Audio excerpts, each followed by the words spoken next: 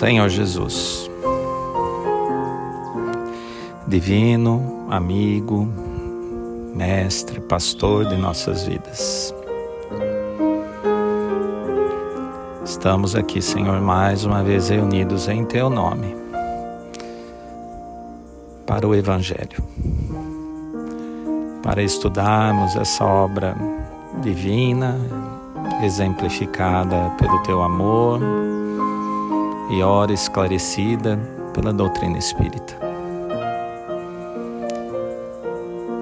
E queremos, Senhor, nessa oportunidade única que se faz no início desse dia, sinceramente mergulhar os nossos pensamentos, os nossos melhores sentimentos nessas letras, nessas lições inesquecíveis que procuram alertar, iluminar, despertar, sinalizar aos nossos espíritos, acima de tudo, quem somos. E quais são, Senhor, as tarefas, as construções mais urgentes para realizarmos em nossa intimidade. Ajuda-nos, Senhor, com a Tua presença, o Teu amparo, a Tua misericórdia, que envolve os nossos corações, pacifica nossas almas e nos liberta, ainda que instantaneamente, para podermos respirar ares novos, absorver ideias novas. E quem sabe, Senhor, ainda hoje nós desejaremos profundamente sentimentos novos. Que essa manhã seja uma manhã de reflexões, que nós possamos nos sentir tocados por essas letras e motivados a vivermos nossas existências com propósito, com dignidade, implantando o reino de Deus em nossa intimidade, aprendendo mais para servir melhor. Sê conosco, divino amigo, permite a companhia dos amigos espirituais e pacifica a todos nós, Senhor, hoje e sempre. Que assim seja.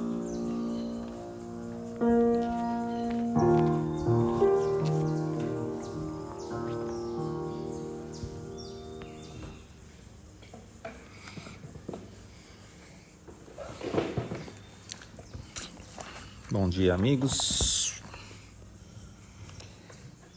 Então, vamos retomar aqui o tema do Evangelho, que já vem sendo discutido há alguns dias, do capítulo 9, Bem-aventurados aqueles que são brandos e pacíficos.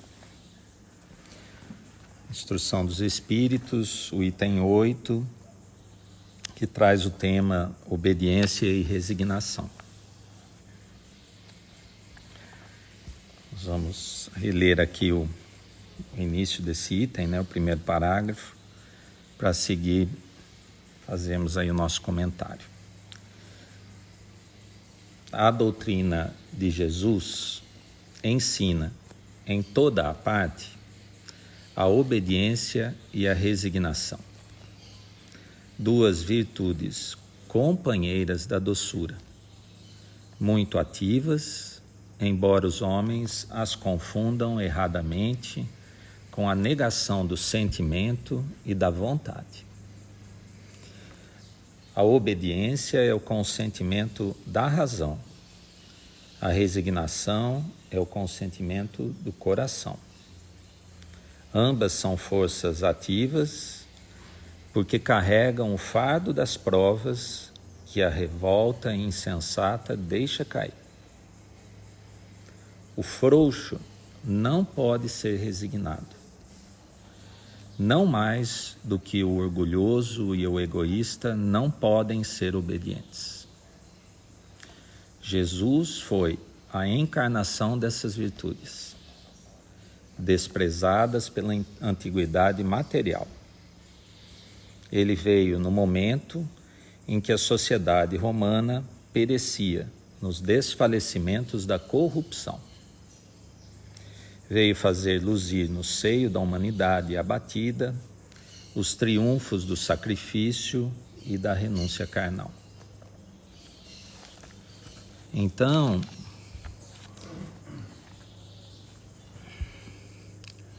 já há vários dias o tema da obediência vem sido discutido, ampliado na sua compreensão pela importância que ele tem aos nossos espíritos. E hoje nós começamos mais profundamente a compreender que todos esses valores, virtudes, os sentimentos, esses feixes que vão compor tudo isso, andam muito juntos, né? Já foi comentado, acho que por todos nós aqui, que o Evangelho é claro ao esclarecer que obediência e resignação são companheiras, são virtudes companheiras. Ou seja, não há como uma se apresentar em sua plenitude sem a outra estar junto. E a mesma coisa diz respeito à brandura, à doçura, que resultará nesse estado de pacificação. E o que hoje, para mim, eu gostaria de discutir com vocês mais de perto, é essa passagenzinha desse parágrafo em que Lázaro nos afirma que o frouxo não pode ser resignado, não mais do que o orgulhoso e o egoísta não podem ser obedientes. Então, é absolutamente impossível sermos obedientes se formos egoístas e orgulhosos.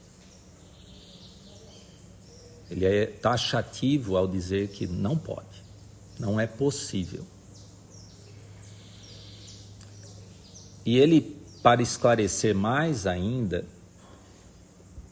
a seguir dessa afirmação, ele coloca que Jesus foi a encarnação dessas virtudes, da obediência, da resignação pela mais absoluta ausência de orgulho e egoísmo nas suas ações, nos seus pensamentos, em tudo que ele fazia. E diz que não só ele foi o exemplo máximo dessas virtudes, mas que ele veio em um momento que a sociedade romana, à época, perecia, quer dizer, morria nos desfalecimentos da corrupção. E fez ali luzir, né, que a luz se acendesse para que a sociedade não fracassasse como um todo. Então, nessa temática da brandura, doçura, obediência, resignação, em contraposição ao orgulho e ao egoísmo, e como isso corrompe a sociedade, como aplicar isso em nós, ainda hoje, para que a gente não se corrompa, para que a sociedade em que nós vivemos não se corrompa, porque nós estamos aqui em nossos esforços e desejosos de sermos espíritas cristãos. E essas são as orientações, as instruções que nos são trazidas, né?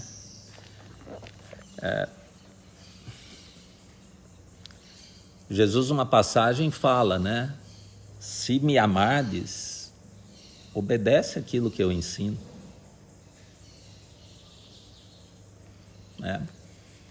Para Pedro ele disse, né, a famosa passagem, Pedro, tu me amas? Sim. Pedro, tu me amas? E por 3 vezes ele pergunta. E Pedro responde, chega até a ficar meio angustiado com a insistência na mesma pergunta e ele dando a mesma resposta. Então ele fala a Pedro, então, se você me ama, pacifica as minhas ovelhas. Quer dizer, o teu trabalho é esse. Me ama, então. Então eu fiz essa introdução por quê? Porque no tema ainda da obediência e Jesus e essa questão de nós preservarmos a sociedade que perece, qual é o núcleo da sociedade, que compõe a sociedade?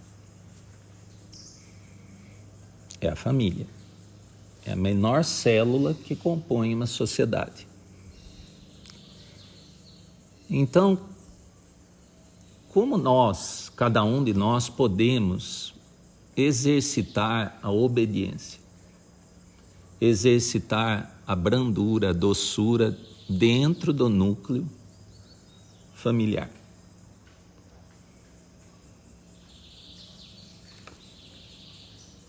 Atendendo assim às orientações de Jesus.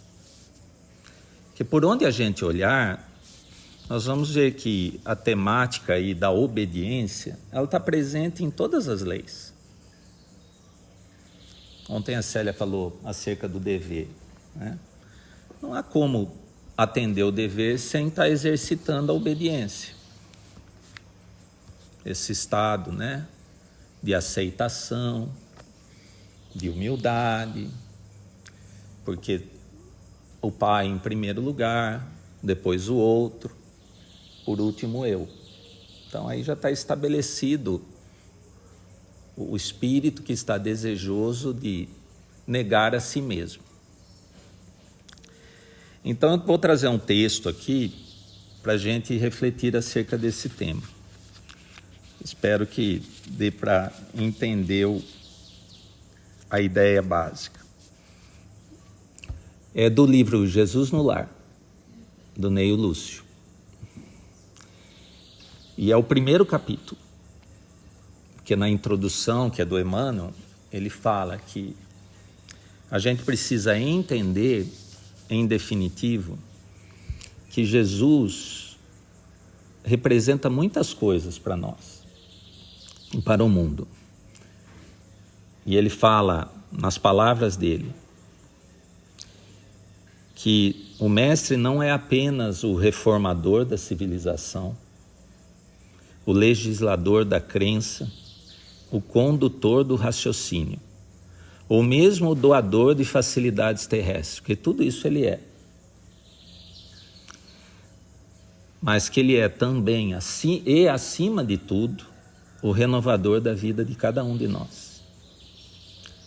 Então, esse é o foco da coisa. Nós e aqueles no nosso núcleo mais próximo. Então, o capítulo 1 tem o título de O Culto Cristão no Lar. E repito, a ideia é nós, sob a ótica da obediência e isso tudo que tem sido falado nesse capítulo. Então o texto começa assim, a descrição de Neio Lúcio, que povoara-se o firmamento de estrelas, ou seja, já era o anoitecer. Dentro da noite prateada de luar, quando o Senhor, instalado provisoriamente em casa de Pedro, tomou os sagrados escritos e, como se quisesse imprimir novo rumo à conversação que se fizera improdutiva e menos edificante, falou com bondade. Então, só esse primeiro parágrafo já tem muitas coisas para nós nos observarmos. Que Jesus, instalado provisoriamente em casa de Pedro. Por quê? Em nós. Todos os nossos papéis no nosso lar, eles são fundamentais, mas eles são transitórios, provisórios. Hoje nós somos filhos, amanhã somos pais, tios, amanhã seremos avós, e assim por diante. Mas tudo isso é passageiro, é provisório. Nós estamos provisoriamente instalados numa célula, chamada família, para realizarmos tarefas. Então, esse cuidado que o Ney Lúcio tem para que a gente saiba se posicionar. Então, mesmo Jesus, provisoriamente instalado. Então, o que ele observa? Que a conversação ali na família de Pedro tinha desandado de maneira improdutiva. E aí nós podemos, pelas nossas próprias experiências, imaginarmos o que acontece, baseado no que acontece com a gente. Comentários maledicentes em relação a outras pessoas, discussões fúteis, né? Ou mesmo qualquer tipo de assunto que não seja produtivo ao ambiente familiar, ao núcleo da família, do lar. Então Jesus se apercebe disso. E qual que é a primeira atitude dele? Ele toma os Sagrados Escritos. Ou seja, ele consulta a sua consciência, porque quando nós decidimos, numa situação de dificuldade, buscarmos o auxílio das leis divinas, nós estamos tomando das Sagradas Escrituras. Então, primeiro ele consulta em si mesmo. O estímulo está lá fora. Eu estou vendo que aqueles com quem eu tenho afeto, bem-querer, talvez até eu mesmo, né, sem falar de Jesus, envolvido naquela situação, eu me apercebo que a coisa não caminha bem. Qual deve ser a primeira atitude? Consultar a mim mesmo, na consciência, onde estão as leis. Tomar das Sagradas Escrituras. Então, o espírito obediente, ou a caminho da obediência, ele torna disso um hábito espiritual. Para que ele não se perca em si mesmo e nas suas questões pessoais. Então ele toma das Sagradas Escrituras, olha para Simão, Pedro, que é o, entre aspas, o chefe da família, ou seja, ele identifica em João, em Pedro, o indivíduo a quem ele deveria, em primeiro lugar, direcionar a palavra naquele contexto. E questiona. E agora a gente vai identificar o quê? A doçura, a brandura, que ele prepara um campo antes de tratar, para conduzir ao que ele verdadeiramente quer tratar. Simão, que faz o pescador quando se dirige para o mercado com os frutos de cada dia? O apóstolo pensou alguns momentos e respondeu hesitante: Mestre, naturalmente, escolhemos os peixes melhores. Ninguém compra os resíduos da pesca. Ou seja, o que deve um pescador fazer quando ele vai vender o fruto do seu trabalho, onde vai ser vendido? Ele tem que cuidar daquilo e oferecer o melhor do trabalho dele para o outro. Essa é a resposta de Pedro. Jesus sorriu e perguntou de novo.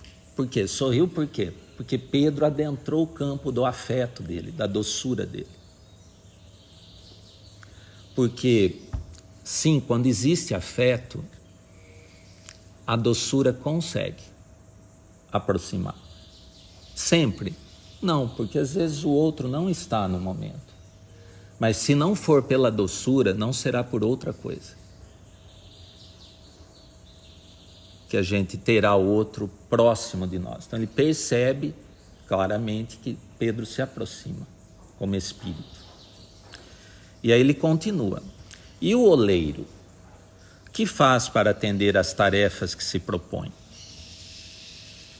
Certamente, Senhor, redarguiu o pescador intrigado. Modela o barro, imprimindo-lhe a forma que deseja. Então, oleiro, aquele indivíduo que trabalha com barro, fazendo tijolos, vasos, enfim. Jesus continua na preparação do campo. E ele, o que deve fazer? E aí veja, agora Pedro já está intrigado, porque quando você atrai, o outro desperta o interesse do outro, naquilo que a gente vai falar, ou naquilo que nós queremos sinalizar.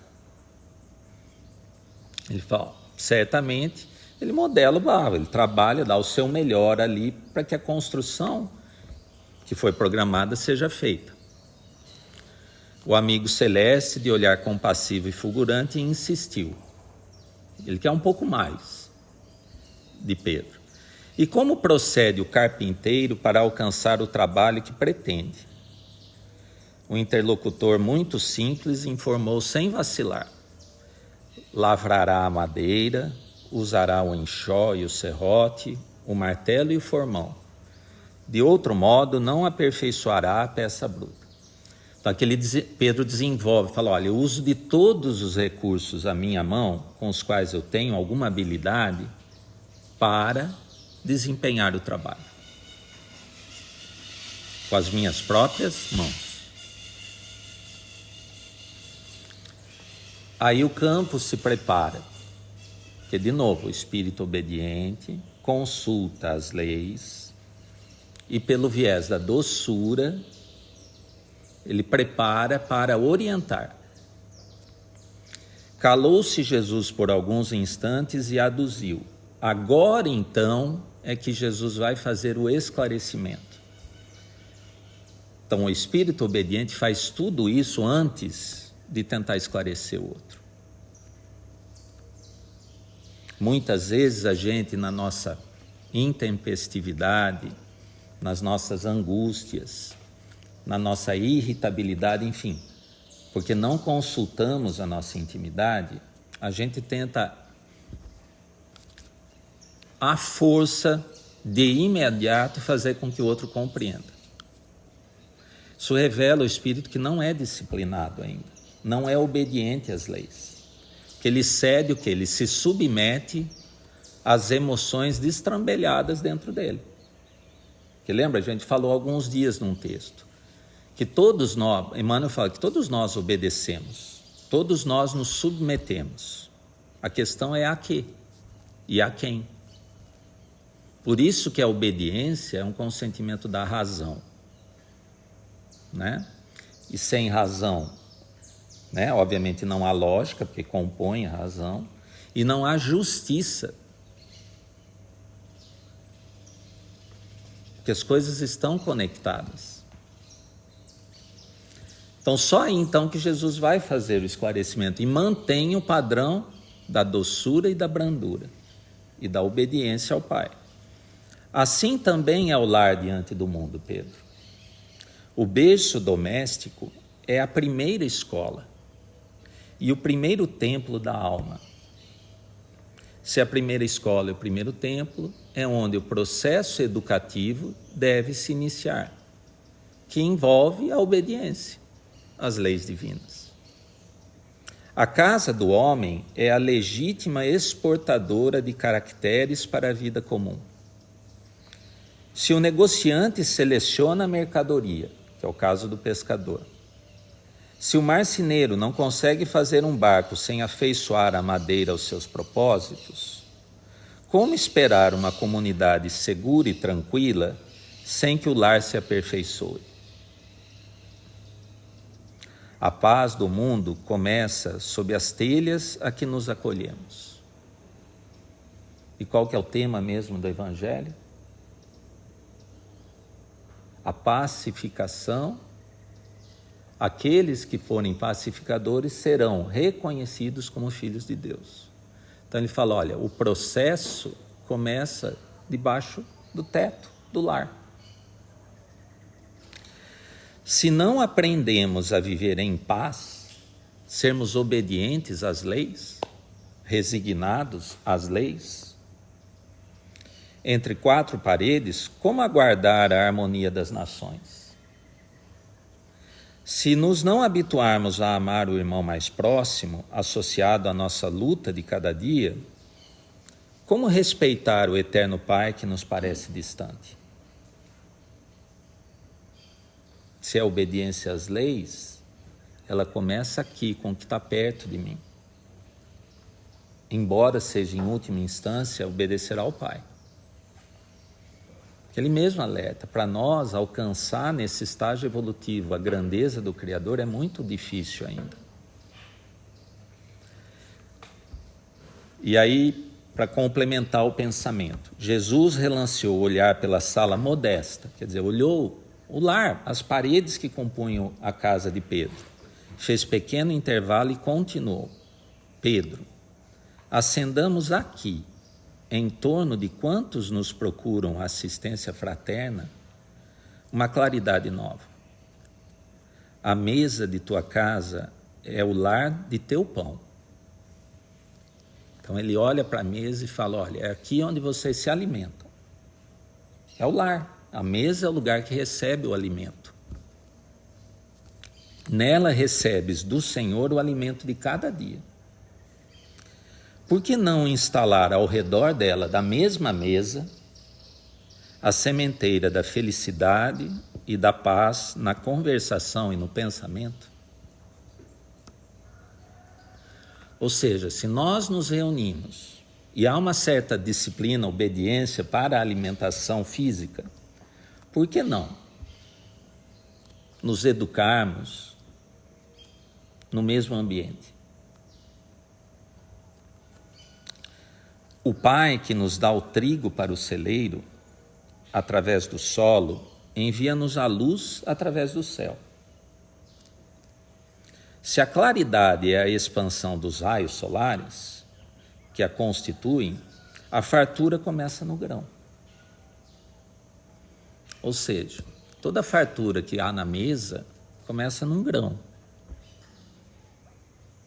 Então, toda fartura que vai compor a nossa vida como espíritos, como amigos, né? Como família, como lar, começa num pequenino movimento também. Em razão disso, o Evangelho não foi iniciado sobre a multidão, mas sim no singelo domicílio dos pastores e dos animais.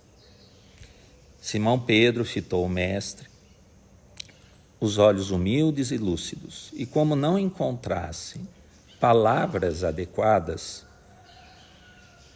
para explicar-se, porque ele estava no tumulto. Lembra a história? Pacifica, Pedro. Murmurou tímido.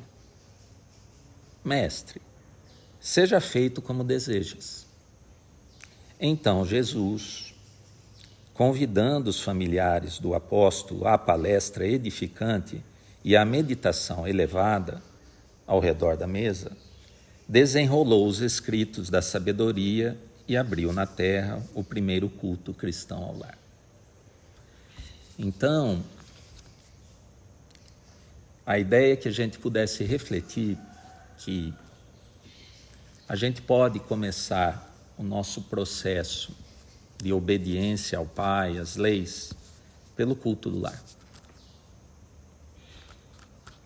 Que a gente possa ter esses momentos em que a gente reflete sobre nós mesmos, o que representa essa oportunidade da família, e a gente vai assim construir um tanto mais dessa virtude chamada obediência, que a gente precisa abrir mão de nós mesmos, né?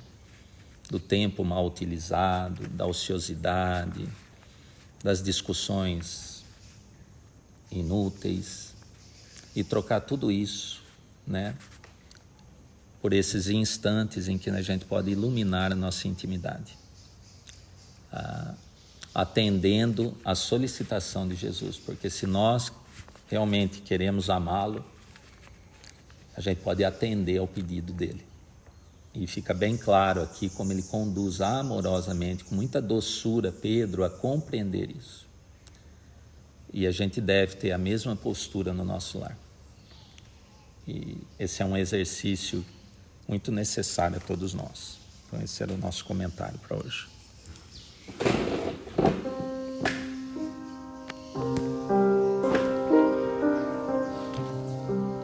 Senhor Jesus,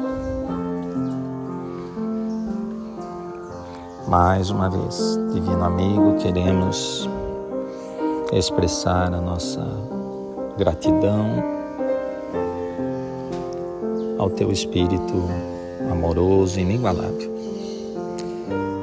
pelas lições eternas, pelos exemplos inesquecíveis, pelos estímulos constantes, pelo amparo, pelo cuidado, pela devoção a cada um de nós.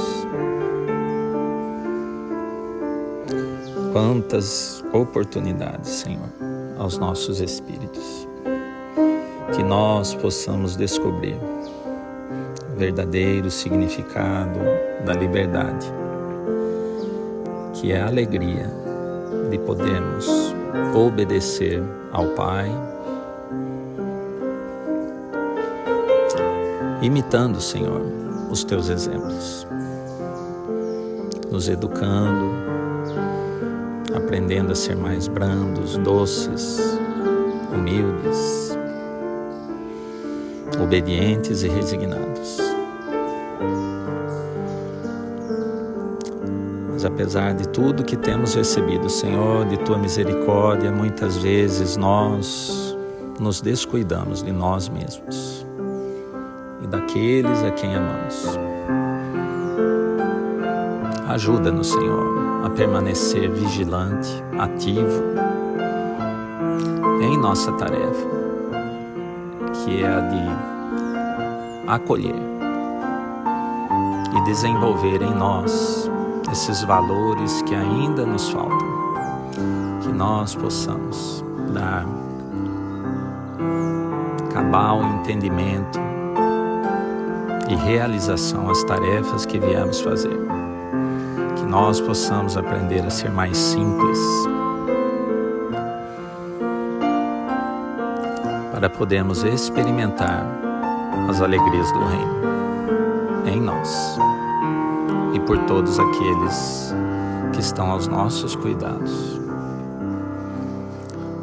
Queremos também, Senhor, como sempre pedir, não só por nós, por aqueles nossos familiares, nossos amigos, mas por todos aqueles outros que os nossos bons sentimentos ainda são insuficientes para alcançá-los, por toda a humanidade que atravessa momentos tão expressivos, que nós possamos, Senhor, aderir ao Teu plano de amor, que os Espíritos possam atender a todos aqueles inscritos no livro dessa casa e de outras casas irmãs que necessitam do auxílio em momentos de maiores dificuldades. Enfim, Senhor, mais um dia em que colocamos-nos em Tuas mãos, aos Teus cuidados. Sê conosco, hoje e sempre, que assim seja.